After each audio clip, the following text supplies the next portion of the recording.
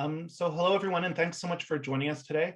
My name is Tim McSorley, and I'm the National Coordinator for the International Civil Liberties Monitoring Group. Our organization is the host for today's media briefing on the urgent need for reform to Canada's extradition laws. Before we start, I'd like to acknowledge that the land on which I live and work is the unceded territory of the Algonquin Nation, and that the stolen land must be returned to the Algonquin people. The ICLMG is a coalition of 45 civil society organizations that came together after the adoption of the Anti-Terrorism Act of 2001 in order to protect and promote the civil liberties of Canadians and people living in Canada in the context of the war on terror. Today's briefing will lay out the clear and urgent reforms that are necessary to fix Canada's extradition system. As the recently concluded case of Meng Wanzhou and the ongoing trials of Dr. Hassan Diab show, there is an urgent and important need to address the unfair processes and lack of transparency that we find in Canada's extradition laws. Today, we'll have 3 short presentations followed by a question period. We plan on wrapping things up by at the latest 2 o'clock, so for about an hour. If you do have any questions, please feel free to use either the chat or the raise hand function, and we will call on you. Tandis que les questions seront en anglais, s'il vous plaît, n'hésitez pas à poser des questions en français aussi, et nous les traduirons. Without further delay, I'll introduce Sherry Aiken, who will be moderating this panel. Sherry Aiken is a law professor at Queen's University and co-editor in chief of PKI Global Justice Journal. Professor Aiken has supported for many years now civil society efforts calling for reform of Canada's extradition law. This includes having participated in the Chain Fast in support of Dr. Hassan Diab in 2017, and more recently, participating as one of the 118 signatories to the ICLMG's open letter calling for extradition reform and the suspension of Canada's extradition treaty with France. Thanks so much for being here with us today, Sherry, and I'll pass it over to you. It's my pleasure, Tim.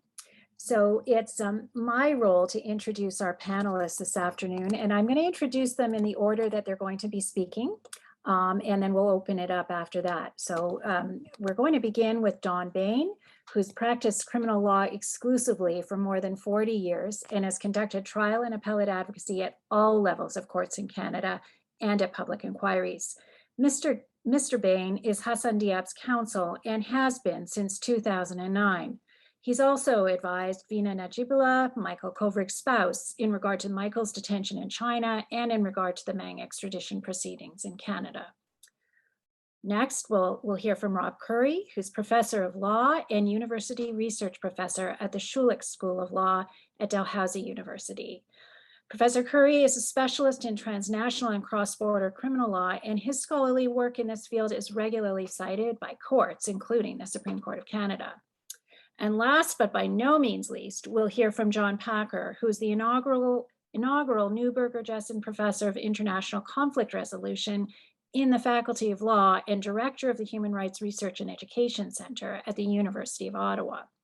Through his career over some 30 years, including 20 years as an official of the UN and of the Organization for Security and Cooperation in Europe, Professor Packer has advised governments, international organizations, and NGOs on matters of human rights, political transitions, peace processes, and institutional arrangements, including legislative reform and constitution making. So to kick us off, we're going to hear from Don Bain.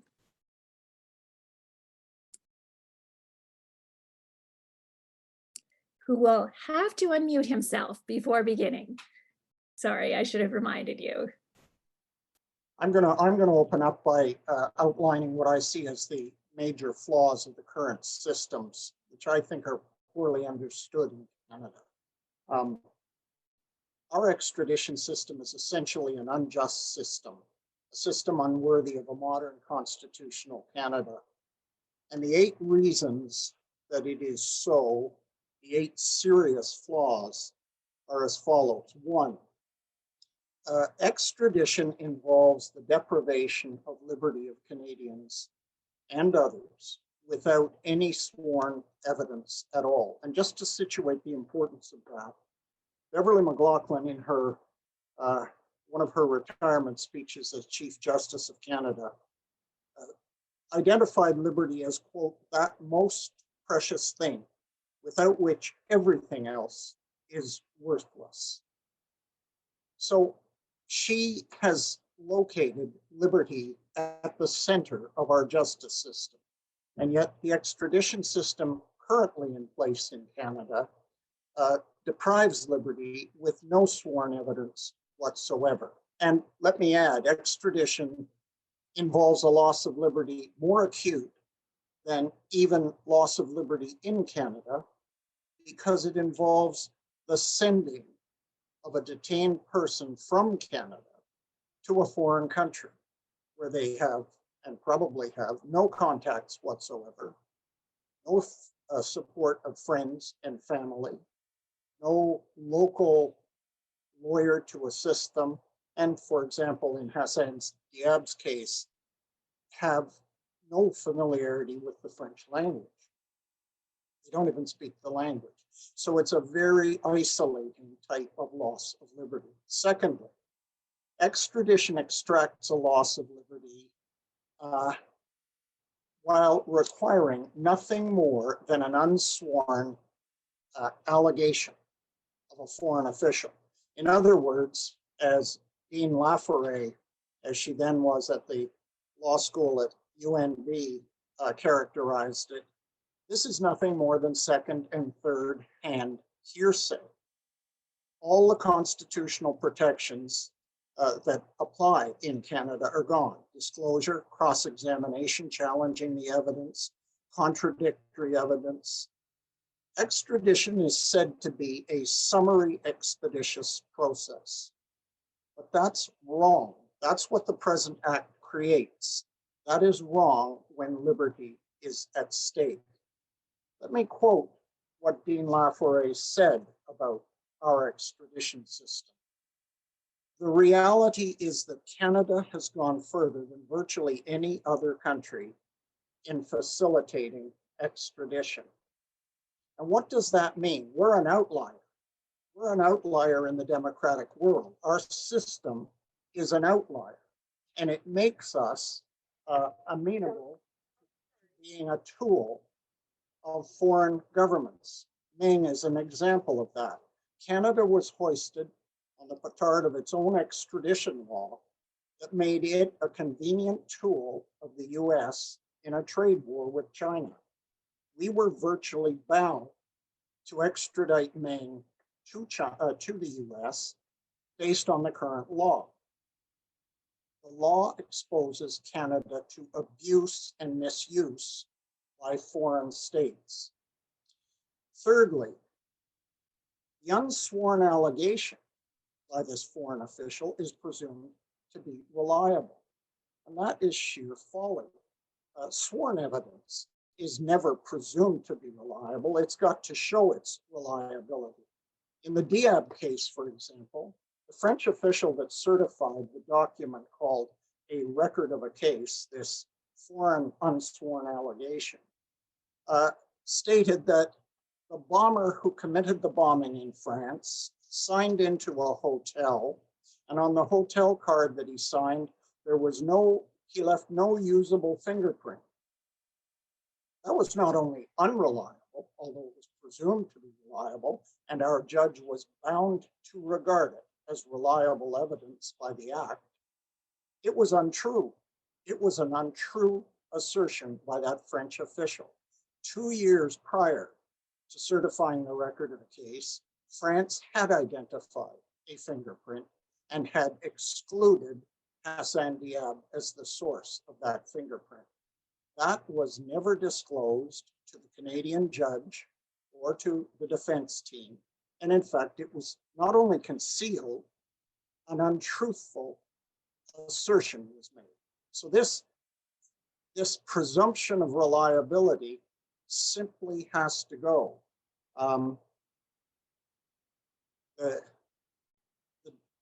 The Department of Justice lawyers in the Diab case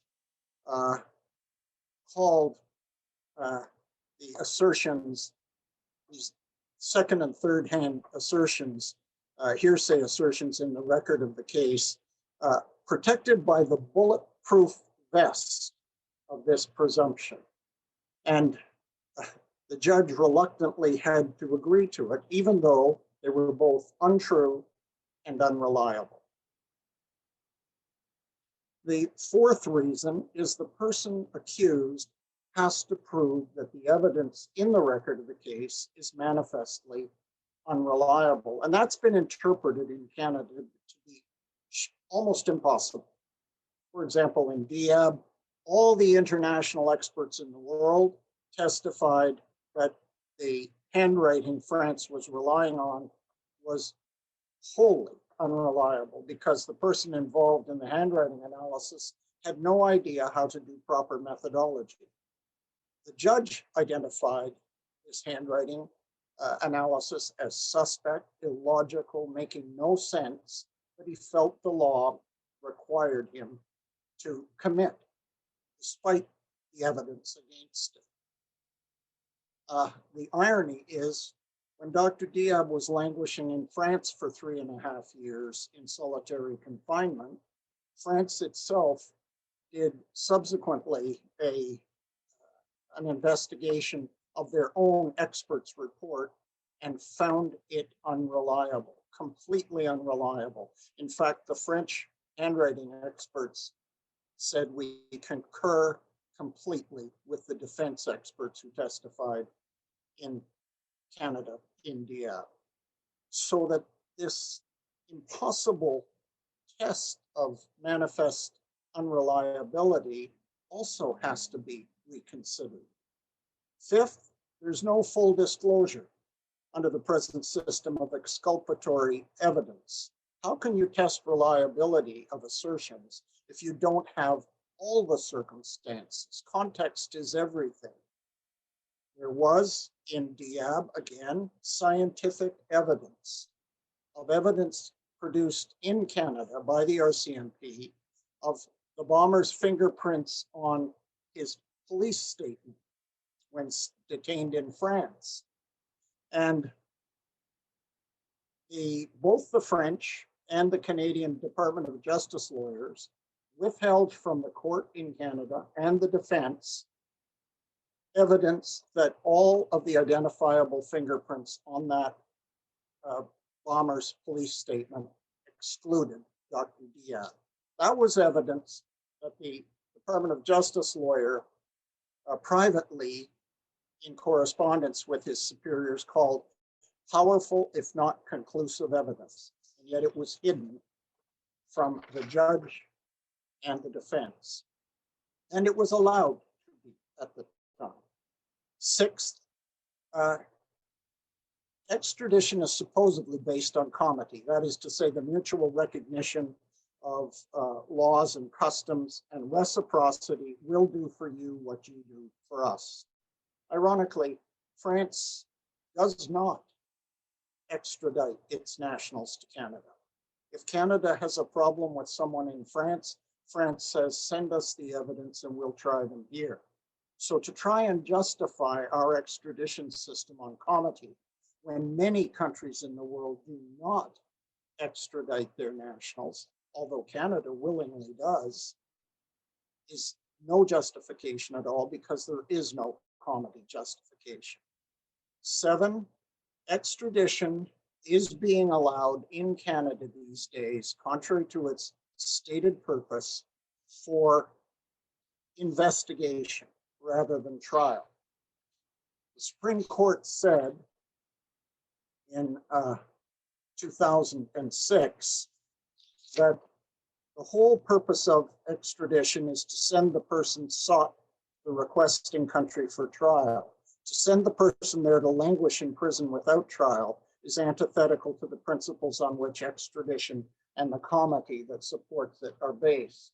Now, it was evident in Canada, the Canadian courts, that France was nowhere near ready for trial. France simply wanted Dr. Diab for further investigation.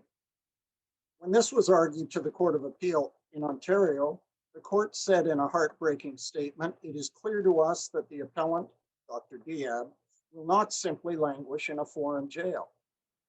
And of course, he languished in solitary confinement for over 3 years until French investigative judges said, there is no reliable evidence against this man to justify a trial, and sent him freed to Canada. And finally, the eighth reason, the Minister of Justice is far too close in making a surrender decision and influenced by the very lawyers in the Department of Justice who argue the case for extradition. In other words, the minister becomes the pawn of the International Assistance Group, and there's a clear conflict of interest there, where the advisor to the minister is one of the adversarial parties in the litigation. Any one of these 8 flaws should cause thoughtful Canadians to demand reassessment of this law and reform, but all 8 compound each other and make this a tragically unjust law, and one that exposes Canada to misuse by foreign states. Thank you. Thank you. It's over to you now, Professor Curry. Thanks very much, Professor Aiken. Good afternoon, everyone. So some of what you just heard Mr. Bain go through is going to bear some repeating for emphasis by me, because he's touched on a lot of the points where reform is needed, obviously, and I'm going to continue on in that theme. Now, just to refresh your memories, extradition, as you will know, is the legal process by which people are forcibly removed from one country so that they can be prosecuted in another country. So as Don said, this is a serious kind of proceeding. It involves depriving people of their liberty, sending them off to face a foreign legal system. And they may very well end up in prison in that foreign country, far from family and community. And unless they have a lot of resources, they may not even be able to afford a lawyer for the whole process. And they will most certainly see their money drained. Now, even so, extradition used to be a very obscure process that most Canadians had never heard of. That's not true anymore. As Tim McSorley said off the top, the Mung Wan Cho case has been prominent. Canadians are aware of extradition now in a way that they haven't been before. And certainly many Canadians are becoming familiar with Dr. Diab's case. And it is disturbing to everyone I know who has ever heard of it. Again, extradited from Canada to France for a crime he did not commit. And he spent over 3 years in solitary confinement before the French case against him fell apart and he was released. Even the judge handling the matter, as Don told you, said that the evidence against him was flimsy and unconvincing. But, and this is the really boil it down point of the law, the judge's hands were tied by our extradition laws, by the Extradition Act, and the way it has been interpreted by our courts. And sadly, the Ontario Court of Appeal and the Minister of Justice were all too ready to extradite Dr. Diab, to extradite him wrongfully, to rot in a prison in France, a country he had never been to. Now, Canada has been involved in extradition for over 2 centuries, but our current law is based on the Extradition Act, a federal statute that was passed in 1999. I've been studying and working on Canadian extradition cases for nearly 20 years. And in my view, Dr. Diab's case is emblematic of the fact that our extradition laws are unfair. They are unfair in the way they are written, and they are unfair in the way they are administered by the government of Canada. To state this clearly, a legal apparatus that is even capable of extraditing Hassan Diab is one that needs to be changed. Now, I'm not alone in this view. Defense lawyers, human rights advocates, and civil society groups have been raising the alarm about extradition for years. And I guess in a sense that culminates today. But today we're not here simply to complain, but to present a comprehensive, principled, and constructive plan to reform Canada's extradition law and practice. Now, I want to give you a bit of background on the plan. In the fall of 2018, I chaired a colloquium on extradition law reform that was held at the McEachern Institute for Public Policy and Governance at Dalhousie University in Halifax. It was funded in part by the Canadian Partnership for International Justice under a grant from the Social Sciences and Humanities Research Council of Canada. The colloquium was attended by a number of knowledgeable and experienced individuals, including Mr. Bain, Alex Neve, who was then Secretary General of Amnesty International Canada, also Professor Joanna Harrington from the University of Alberta, and Seth Weinstein of the Toronto firm Greenspan Humphrey Weinstein, who is a prominent extradition defense lawyer and in fact has co-written a book on extradition law and practice in Canada. Now at that Halifax meeting, we formulated a set of principles and proposals that could form the underpinning of a law reform plan. We then met for a discussion with a larger group in Ottawa at a meeting chaired by Dr. John Packer of the University of Ottawa, who will speak to you a little later. Ultimately, we produced the document that we are releasing today, which is titled Changing Canada's Extradition Laws, the Halifax Colloquium's Proposals for Law Reform. And I'll be referring to them by the title, the Halifax Proposals. That's the shorthand we've been using. Now, the document gives an overview of the various problems with Canada's extradition laws and highlights a number of disturbing cases where Canadians and others have been extradited to face shocking situations.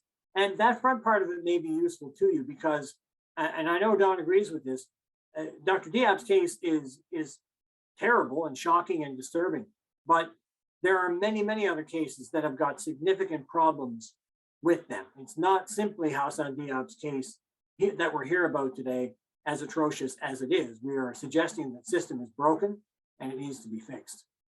So I want to give you a quick overview of our proposals, just to hit the high points. There are, again, more details in the document itself.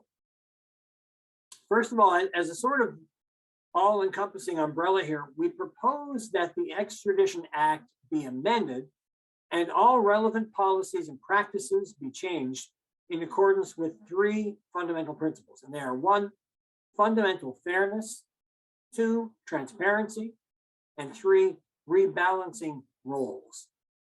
Now, on that third point, when we say rebalancing roles, we mean it in two ways. First of all, we say that the respective roles of the courts and the Minister of Justice need to be rebalanced, and I'll be touching on that as I go along. And second, there should be a better balance between constitutional protection of fairness and human rights in the process on the one hand, and administrative efficiency on the other hand. Because right now, as Don said, it's a summary process. It's all about administrative efficiency. It's a system that simply rushes people out the door as well as it's able to. Next, our extradition law currently assumes that any country to which the government of Canada is willing to extradite people is a country that is acting in good faith. It's a country that there will be fair trials, that there will be access to counsel, and so on. The Diab case, among many others, illustrates that this presumption is not justified. France here has not acted in good faith. And we can see that even right up to the minute in Dr. Diab's case, where France has shockingly reinstituted the prosecution against him.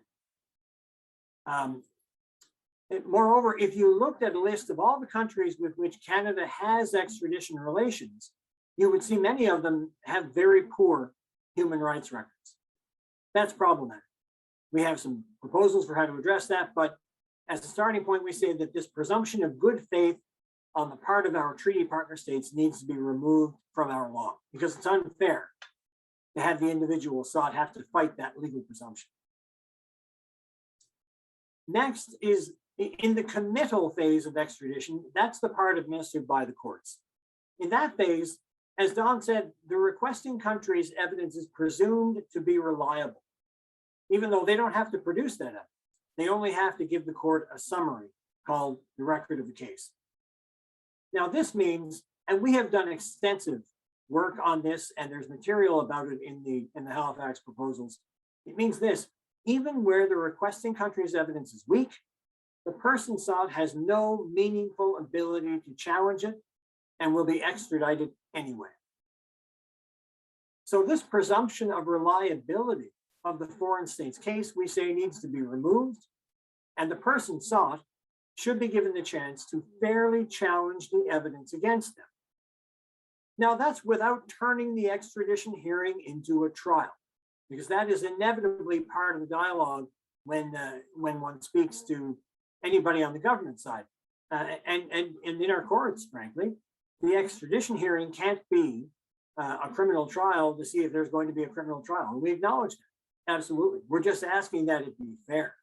And fairness in Canadian procedure demands that a person have the actual meaningful ability to challenge the case against them.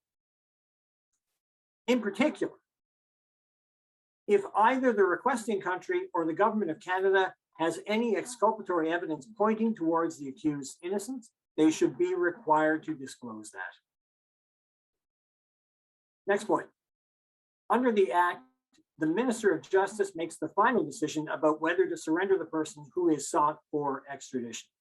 Now, the minister's job is explicitly described as political in our law, and yet there are many legal questions that have to be answered at that phase, including, most importantly, whether the person's human rights are going to be violated in the requesting country. We say that many of the questions that are currently ascribed to the minister under the Act should be dealt with by the courts because they are legal questions and not political ones. And in fact, we propose that the scope of the minister's role should be shrunk considerably, and the role of the courts should be expanded, and the courts should not be so deferential to the minister's decisions. Next, again, as Dawn mentioned, Hassan Diab sat in solitary confinement for over 3 years, and was never formally committed for trial. We say that a person should only be extradited if the requesting country is ready to go to trial. People are not supposed to be extradited to foreign states to help those states in their investigation. Next, and this is a bit of a technical point, but Canadian citizens have a right to remain in Canada under Section 6 of the Charter.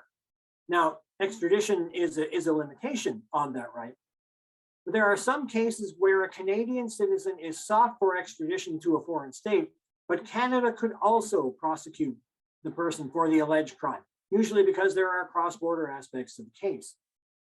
But while there's a legal test to determine whether a person should be tried in Canada instead of being extradited, in practice, that test is meaningless because the government always decides to extradite. We propose that, like the United Kingdom does, our Extradition Act should require Canada to prosecute Canadian citizens here in Canada in appropriate cases, where it's possible legally, unless the government can prove that it is in the public interest to extradite them to the foreign country. Next, Canada's international human rights law obligations are given virtually no explicit attention in our extradition process. You barely see a mention of them. We say that that should change and that Canada's international human rights law obligations should be explicitly taken into account. Next, as Dawn mentioned, extradition proceedings are essentially run on the government side by the International Assistance Group at Justice Canada in Ottawa. And the same office does all the government side jobs. They receive and approve of the extradition request. They represent the requesting country in court, which means they're trying to get the person extradited. And then they essentially make the decision about whether to extradite. And unsurprisingly, in virtually all cases, the minister decides to extradite, and it's only the courts that hold it back sometimes. So the International Assistance Group is basically the judge, the jury, and the executioner. We say that these different functions need to be separated, and that different groups of lawyers should be charged with doing these different jobs. To be explicit, the lawyers who are fighting for extradition should not be working in the same office with the lawyers who will decide whether extradition is going to happen. They should not be aligned in purpose. Next, and staying with the International Assistance Group, unlike the extradition authorities in some other countries, they make virtually no information about extradition available to the public. This is in part how we come to having to essentially uncover this law for the Canadian public, because everything is kept under wraps. We say that facts and figures about extradition to and from Canada should be published, subject to appropriate screening for legal privilege. Also, we propose that Parliament create a body for oversight and scrutiny of the International Assistance Group's activities, the same as is in place for the RCMP, for CSIS, for the CSE, and other national security agencies. Finally, Canada has a large network of extradition treaties and arrangements, and nearly no Canadians, including our parliamentarians, have any idea how those treaties and arrangements operate. This entire field is dominated by Justice Canada, who do not encourage or facilitate dialogue about it. Some of our extradition treaties are very old, and they don't reflect contemporary values, including human rights protections. Some of them, as I mentioned, are with countries that have poor human rights records. In Halifax proposals, we recommend that Canada's extradition arrangements should be reviewed and subject to public scrutiny. In particular, Canada should not have operating treaties with countries that abuse human rights or that have not signed the major international human rights treaties. Now, to conclude, these are called the Halifax proposals, and they are just that. They're proposals. We haven't drafted a new extradition act here, but we have made various suggestions, detailed, considered suggestions for how the current act can be fixed. And the document has already been sent to Prime Minister Trudeau, to the Deputy Prime Minister, and to the current Justice Minister, among others. But what is most pressing is that Parliament look seriously at what extradition actually looks like in Canada and what it should look like in the future. Canadians should have a say in this, and it is well past time for law reform. Thank you. Thank you, Professor Curry. Professor Packer. Thank you very much for the opportunity to join in this briefing. Let me underline that I share the perspective and views that were just communicated by Professor Curry and by Mr. Bain. I'm just going to take a few moments to place this question of a perspective review of or reform of the applicable legislation in Canada in the context, a wider context of where this issue arises in current international relations, where Canada finds itself. And I'll begin by underlining that the last review of the Act and reform of the Act was adopted in 1999 after considerations in the years before that, which I think it's self-evident to say was a happier period and a much more optimistic period. I'll remind people at that time that in the 1990s, we had the end of the Cold War. We had George Bush talking about a new world, George Bush Sr. talking about a new world order. We had an enormous growth in multilateralism and expansion of democracies, the European Union expansion, the NATO expansion, the transition from the Helsinki process between the two great superpowers and their allies into the Organization for Security and Cooperation in Europe and so forth. We had an expansion of the United Nations, all hopeful things. That's a quarter of a century ago now. And I think it would be really not a stretch to say that the world has changed, unfortunately, into the rough and tumble we observe today. The world has changed for the worse in many regards. And I think that this change in particular behooves us as a country in terms of the exercise of our own sovereignty in this world to be sober and to not be a kind of Boy Scouts in the world, continuing as if nothing has changed. Now, what changed, of course, since 1999, almost immediately, we had 9/11. We had in 2003 the Iraq intervention. We had then the somewhat optimistic but almost immediately disappointed responsibility to protect interventions and so forth. What we've actually seen in the last 15 years, according to Freedom House, the American-led independent international non-governmental organization that tracks and reports annually on freedom and democracy in the world, what they have qualified last year as democracy in retreat. 15 consecutive years of tracking an index a diminishment and a withering of democracies, such that many of our heretofore allies, countries even brought into those expansions, for example, the European Union, Hungary, Poland, are now hovering on the barely, if not democratic societies. And that's not to mention many others. And what we've seen at the same time is instead of an ascendancy of a rule of law around the world and democratic freedoms, we've seen a falling back. We've seen principles of the Westphalian paradigms of sovereignty, respect for rule of law breached shamelessly. The intervention, occupation, and annexation of Crimea.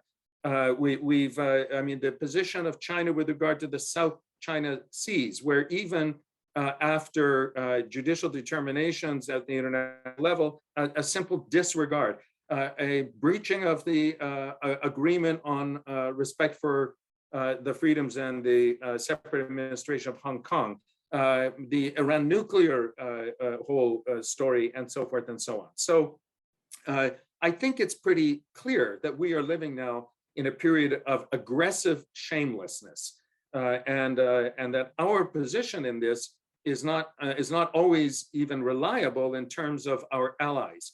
Who would have imagined before 2016 that our good faith and close allegiance to, for example, the United States of America would be instrumentalized for purposes overtly admitted by the President of the United States, then by President Trump, that could be simply used for self-interested trade arrangements and so forth. So now, if we realize that the underlying essence of extradition is rooted in the principle of comity between sovereign states, that's to say, courtesy, a kind of gentleman's agreement of exchange of assurances on the basis of the mutual respect for sovereign equality, that Canada as one state would respect the sovereign right of criminal jurisdictional authority of another state, and in the pursuit of alleged criminals, we would mutually respect and assure that independent sovereign process, and therefore we would return persons who would be fleeing, irrespective of nationality, persons to stand trial in the jurisdiction in which they were sought. I submit to you that that is a plainly naive basis for Canadian policy with regard to extradition in 2021 or 2022. And I'll just underline that in terms of the way in which technology has changed. I mean, we now have a world in which a number of states have adopted laws that have extraterritorial effect, that criminalize freedom of speech, for example, under the guise of terrorist act. And they may, for example, seek to exercise extradition agreements, treaties between other states in order to obtain those persons for purposes of, I would say, manifestly illegitimate, it is to say, contrary to human rights protections, legal processes. So that applies, for example, to China. I mean, right now, we have to watch. I noticed that one of my own colleagues, Margaret McQuaig Johnson, has just last week declared that she declined even to travel to France for fear of an extradition between France and China for her publicly outspoken positions regarding China, which would be easily pursued, I think, under the existing Chinese law. So this is the world in which we live. And that certainly applies when we look at our own constitutional guarantees, for example, for our own citizens, that they have a right to remain in their own country in Canada, that they should not be expelled, or normally deportation applies to non-nationals, but not expelled, which is normally, by the way, contrary to public international law. We do not expel our own nationals, not even for legal process. In principle, certainly not to places where there are no guarantees for the respect of international human rights. So we have treaty agreements with countries that are not party to, for example, the Convention Against Torture. Therefore, we cannot reliably say that they would not be tortured. Never mind that many states, as I've just mentioned, are simply not reliable in fulfilling their own undertakings and obligations. In conclusion, I just say that this is more than overdue in 2021 to review the whole basis of our extradition agreements, the specific provisions of them, and not least in the light of our actual real experience in the Meng and to Michael's fiasco, which has shocked Canadians and drawn the attention of the world, but also the persistent question of Dr. Hassan Diab and the terrible conditions, including breaches of human rights law, holding him in solitary confinement for 3 years in a country where he did not speak the language, moreover, in our closest of allies. So I will leave it at that, just to say that I think that both the context of the world in which we live and the position of the Canadian public simply compels that there be a review and a reform of the Extradition Act to bring it into a fit for purpose character for the 21st century. Thank you. Thank you, Professor Packer. I'm actually going to invite all three of our speakers now to put themselves back on camera as we prepare to open up to potentially questions from media. And just as we're doing that, I really want to highlight that all three speakers have underscored the incredible disjuncture between current extradition law and procedures in Canada and both domestic and international law norms concerning due process and fairness. And indeed, I think it deserves underscoring that in almost every other area of law in Canada, the Canadian legal system proceeds on a bedrock assumption that everyone is entitled to procedural safeguards before their rights are profoundly impacted. This is simply not the case with current extradition law in this country. So having said that, it's my pleasure to open it up for questions.